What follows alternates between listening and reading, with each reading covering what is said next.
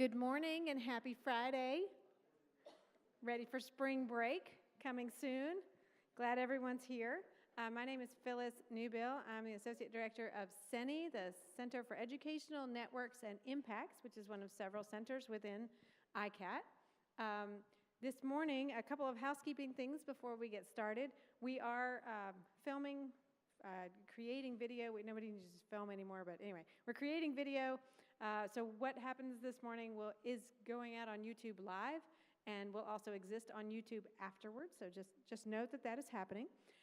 If you're watching online this morning, welcome. We're glad you're here too. Make sure you like and subscribe.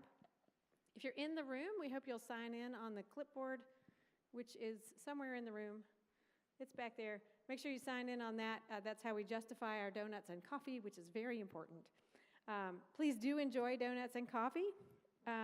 If Professional Development Network or PDN credit is helpful to you, make sure that you sign up and then also check in with me to make sure that you get your credit. If you're watching online, if you'll send me a note either through the questions link or send me an email, I will get you credited as well.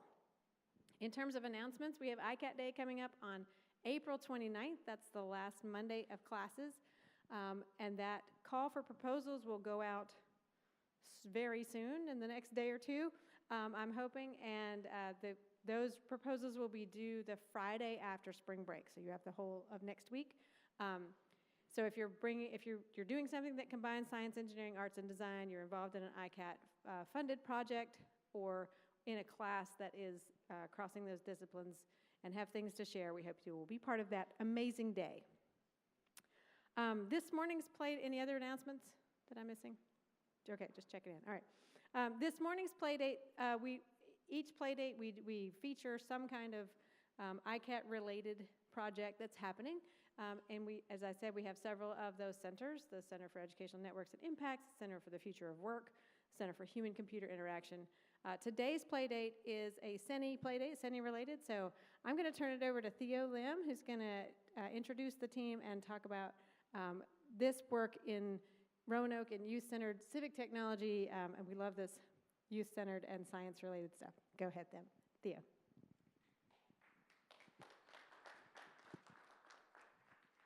All right. Good morning, everyone. My name is Theo Lim. I'm an assistant professor here in Urban Affairs and Planning. We've got a big leadership team on this grant, and I'm joined by a few of folks that are here. My community partner, Antoine Calloway, Eric Wiseman from Forest Resources and Environmental Conservation is here. Jake Gross and Mally Schilling are here.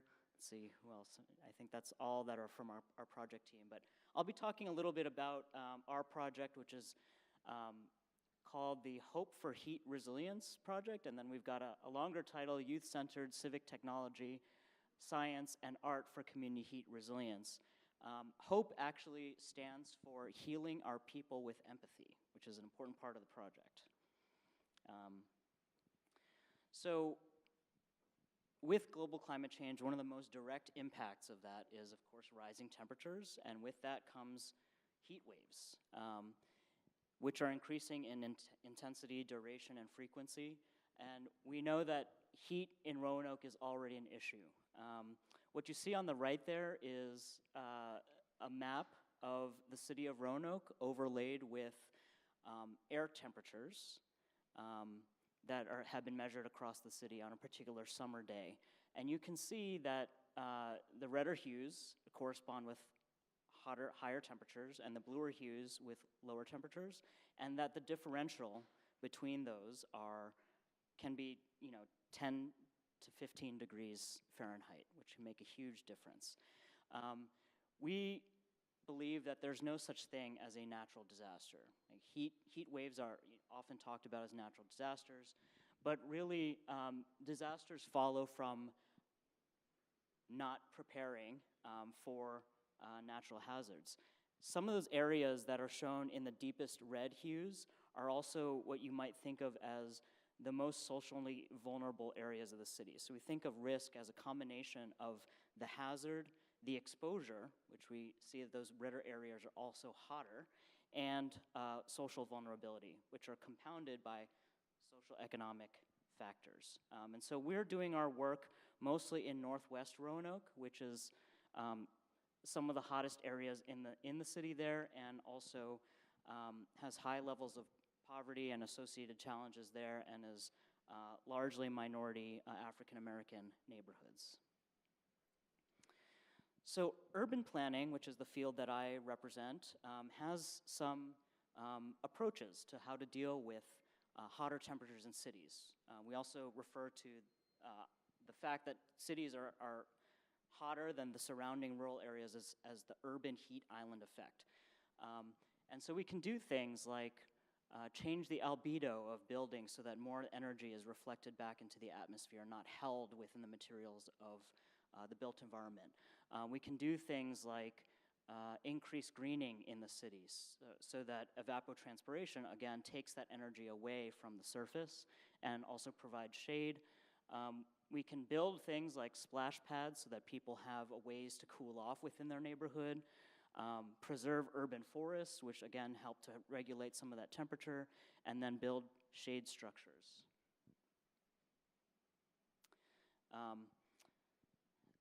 Our project is funded by the NSF's program called the Civic Innovation Challenge, which is, we're one of 19 teams that have been given $1 million to do a very fast one-year project. The premise of the Civic Innovation project, though, is to really flip what the traditional research and development concept is. So usually we go from basic research to applied research to translation or applications in communities. But with the Civic Innovation Project, it requires us to identify first what are the needs of the community. And I show this slide because when I was just talking about the urban planning, quote-unquote, approaches to dealing with heat, many of the cities that have done things like prescribed more urban greening or deployed networks of cooling centers actually see that there may be pushback from the community to those things, or those same cooling centers that are meant to help those communities end up being underutilized or not recognized as legitimate solutions from the community. And so with our approach, we actually want to start with how the community itself defines what the problem even is and what the approach should be from the community. So I want to just pivot for a second. There were actually two phases to the Civic Innovation Challenge proposal process. In the first phase was really trying to gather the right people in the room to see, what from the community's perspective is the problem, and to assemble the team to go for a phase two, which is this $1 million phase that we are currently in. And I want to just tell the story that happened between me and our community partner, Antoine Calloway, who's here. We were talking about the issue of heat, how to use that data set that showed the spatial differentiation of air temperatures across the city. And at some point, Antoine stopped coming to our planning meetings. And so I actually went to his office, which is located in historic African-American neighborhood of Gainsborough in Roanoke, and to see why he had stopped coming to our meetings.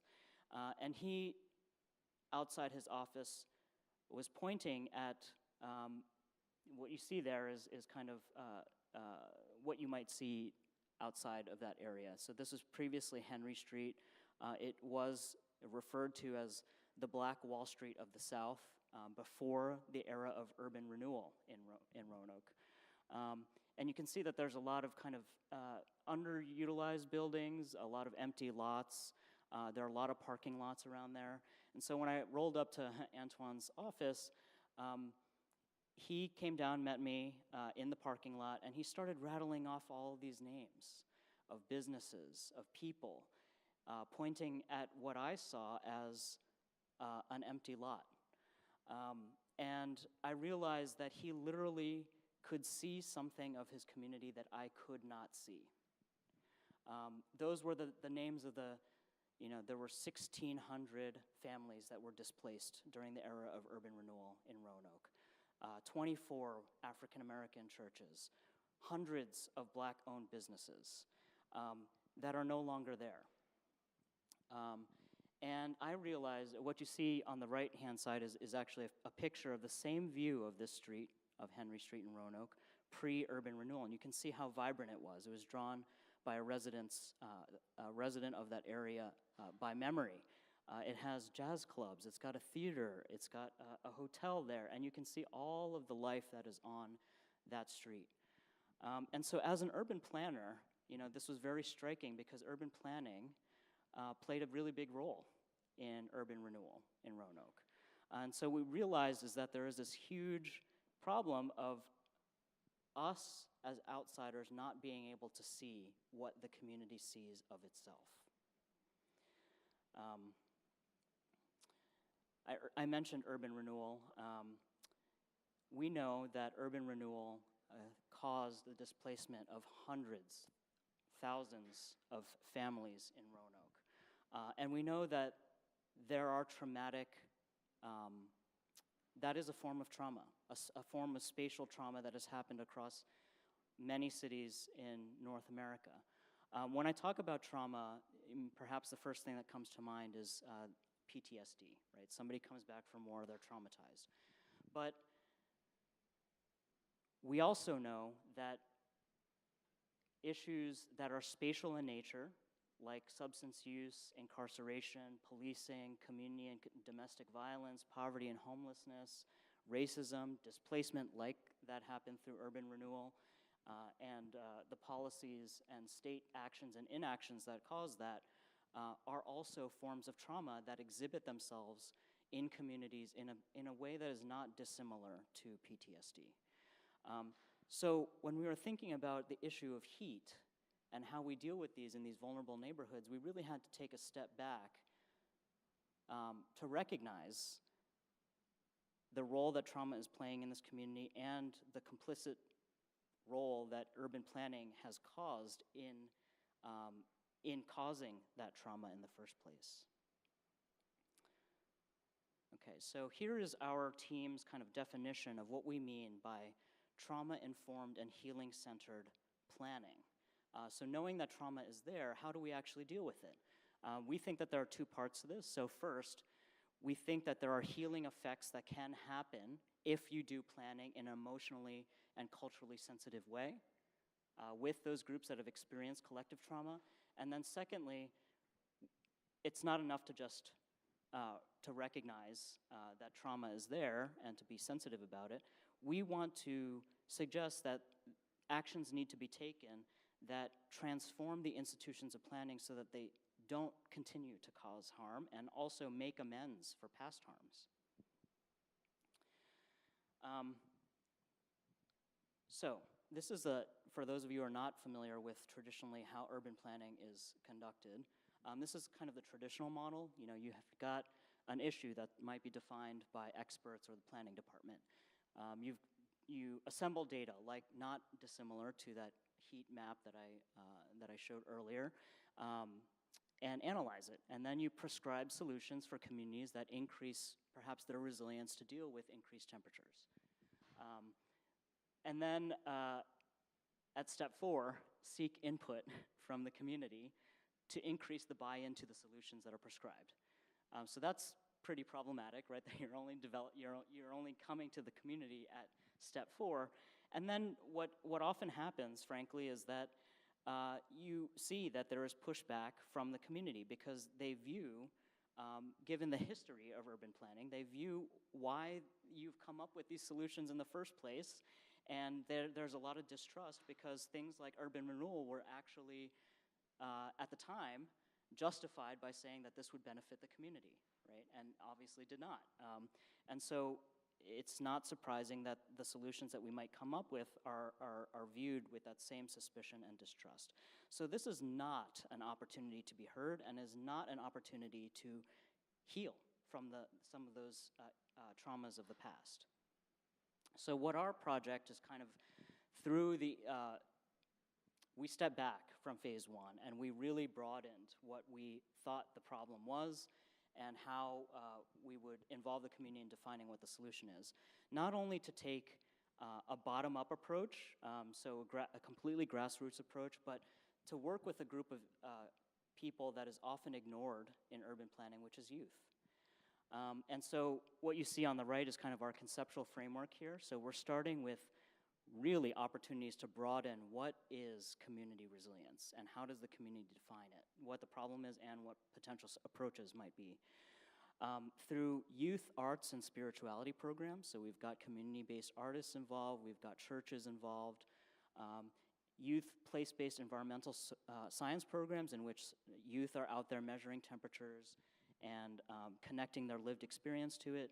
We've got a high school community planning program where high schoolers who live in the neighborhoods that we're trying to work in are trained in some of the more technical aspects of urban planning alongside my students here at Virginia Tech, so that they can develop their own plans for how to increase resilience in their own community. And then all of this trickles up towards formalized plans that are then adopted and accepted by the community. So just some examples of things that we're doing. We want to avoid coming into a community and telling them, this is what you need. Instead, we take an assets-based approach, and we recognize what are the things that are great that are happening in the community already. And so this is Ms. Darlene. She's the director of the H.O.P.E Center that essentially already functions as a resilience hub. So during normal times, they have youth programs there. They hand out boxes of food to people. They help people wash clothes that don't have access to washers and dryers or who may be unhoused. But in times when it's too hot, they are out on the street handing out bottles of water. They're providing air conditioning and shade to people. So essentially, they already are a resilience hub. How can we strengthen kind of their connectivity to other resources as part of our project here? We've also increased participation by broadening to other youth programs and spirituality programs. So, how do youth conceptualize the experience of nature and how they currently already deal with the effects of heat? And arts are a really great way of doing that in a very inclusive way. We've got folks developing Bible studies for how churches can start to think about what environmental justice is and how that connects to what we're trying to do here. We're also making spaces for different generations of folks in the community to come together to talk about how to connect the past with the present and the future. And so what you see here on the left is a community leader and longtime resident of Roanoke, Jordan Bell, giving a tour of urban renewal in historic Gainsborough in Roanoke. So he's recognized by the community as what they call a griot, a storyteller, somebody who holds the oral histories of his community. And he is speaking with both my students here from Virginia Tech, as well as our 8 high school students. And it's really important for them to see that the stories are held within their own community. But it's also difficult to learn that history, that your whole community was completely wiped out and betrayed by your city's leadership. And so we also have paired with every kind of difficult lesson that might be hard for these students to hear about, opportunities for healing. And what you see on the right picture there is another young leader in the community, Kula Messina, he also goes by Antonio Stovall. They're leading a community circle to help those youth process what they just heard emotionally and how to connect that to agency to make decisions for their community in the future. This is actually from a workshop that just occurred last night. My students leading our 8 high school students in a serious game. So they're playing a game about how to redesign a park that is within their neighborhood. Through this, they're learning about different user perspectives, trade-offs that need to be made when making collective decisions. And my students also learn from the high school students about their community and what is important there. And so through broadening the participation, we've got, dozens of organizations that work with youth in different capacities involved in our project, all kind of not to change what they're doing, but to direct some of that to see the connections between the risks of heat and building community resilience. So what you've got here is one of our all-hands meetings where there were over 50 people in attendance, all kind of brainstorming about ways that they could work together, form these new partnerships, and define the principles of community engagement together. So one thing that I love this quote from one of our community partners. She said this to us, that heat resilience is the name, but it ain't the game. So while we are trying to address the issue of heat, it's actually much more than that. It's about building community capacity to deal with any disruption and any challenge that the community faces in general. And so that's some of the meaning that they're getting out of this project. And then lastly, I would just like to recognize that we have a huge team of folks that are involved here, some of whom are here today, and I hope that you'll ask questions of them. But just from kind of on the left here is our community partners, which involves folks who are doing on-the-ground work in the community at various levels, both boots on the ground, you might say, and then also at the organizational level. We've got members, representatives from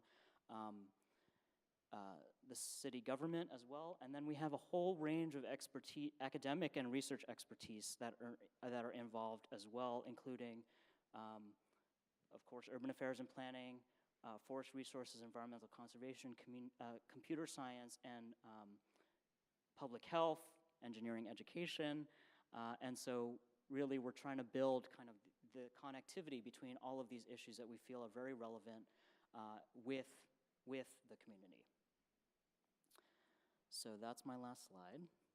We would welcome any questions that you all have for me, and especially the other folks here that are in the room from our team. Thank you.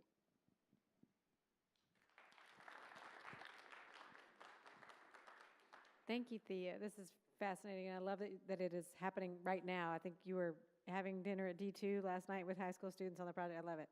What questions do we have in the room or online?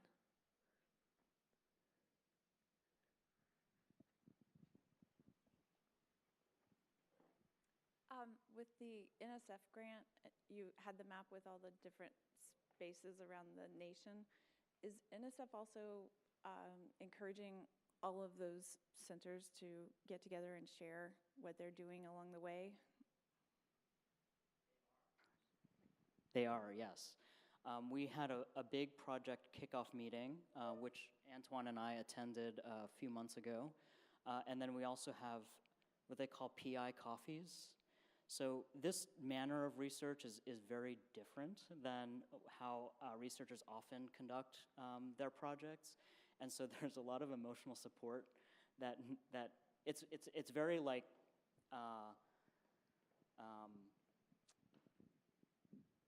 it's fast moving and it's difficult actually to have so many partners involved. And as you can imagine, all of the projects that have been funded all have a connection with resilience to global climate change or something like that, and so are also very emotional in nature.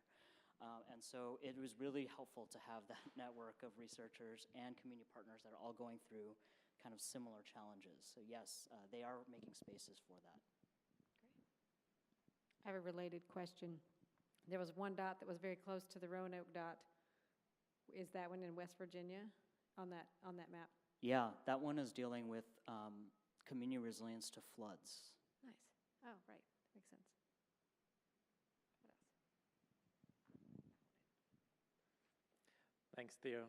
So one of my questions, I think the Center for Educational Networks and Impacts thinks a lot about kind of the infrastructure that support all the work on campus to kind of do this societally embedded education work. And I think what's really interesting about this project as it's evolved is more and more, the team has tried to put community at the center and also youth and education at the center of what really started as a heat resilience project. So can you talk a little bit about kind of how that evolved and how you also see research kind of outcomes for the team as being still kind of a central outcome in addition to all the really important direct engagement work? Yeah, thank you for that question. So I started off the talk showing like approaches, and most of them were like physical things that you could do in a city. But as our team has evolved, it has really been about the process of how we learn from each other. To your point about education, we have a very broad kind of conceptualization of what education includes, but it's, you know, my students learning from the high school students. It's the high school students learning from our students here at Virginia Tech. It's me learning from you, me learning from Antoine, me learning from Eric, and us learning from Miss Darlene. So there are all these layers of learning that are happening at multiple levels. Really, I think the important thing about that, why that's important, is because when we think about a disaster, like a heat wave, one of the most important protective factors is actually connectivity between people. Your first responders are often your neighbors. Are you checking in on, people? Are shut-ins or older folks? Are they getting information? And so this whole idea of bringing 25 organizations into a room at our all-hands meeting means that people are making new connections between organizations, understanding what each other do, exchanging information, and those information networks are what solidify the community that maybe previously had been working in silos and not talking, or maybe not knowing how to connect with each other, or even had antagonistic relationships with each other, and learning to work through those antagonistic paths, which some of them have good reason, right? Because we have government involved as well. And really learning to listen to each other so that in the case of emergency, now you can draw on multiple kinds of networks, I guess.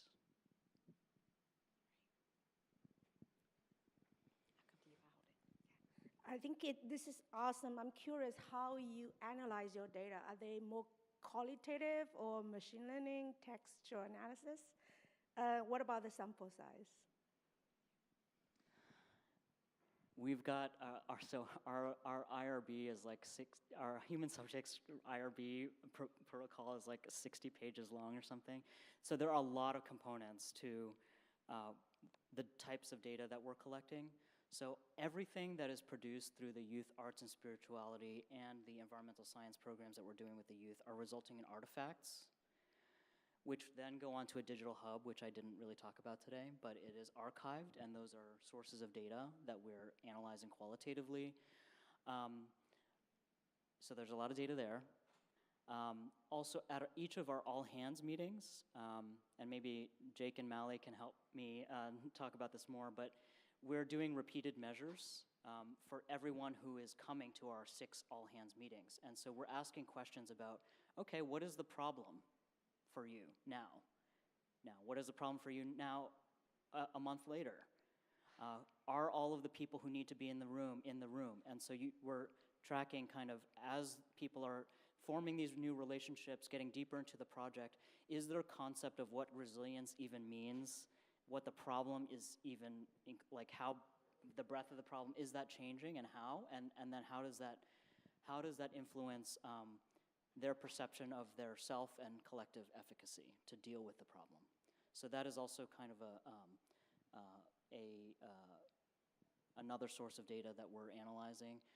We're not including any machine learning right now, but we are generating lots of things. So maybe, I don't know, at the end of this we'll have a lot of data. Maybe, I don't know how, but maybe machine learning could help do some kind of supportive type of analysis later. Yeah. But Jake, Mally, do you have anything to add to that? We have time for maybe one more.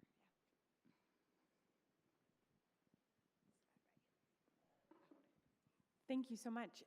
Can you talk a little bit more about the youth arts-based programs, who you're partnering with, and how that's working?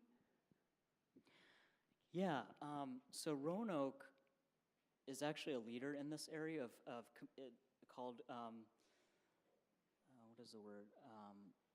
Community, engaged art, or societally engaged art. So they have an artist in residence program where that is spatially, like they pick artists in residence from specific spatial neighborhoods within the city. So that was already there. And so we work with artists that are already doing the work, but we're kind of injecting a little bit of theme to their work so that they're focusing specifically on experiences of urban nature, issues of environmental justice and social justice, processing the past, connecting it with future visioning for the neighborhoods. And so we've got 2 community-based artists that are on our team that are developing curricula for students that are, age K through 12, essentially, and delivering that to the groups that they normally would work with, but they're just kind of like more targeted towards some of the themes that we're working with. But yeah, does that answer your question? Well, we are at time, so Theo, I want to thank you again for presenting and for the whole team for being here today. So another round of applause for you all.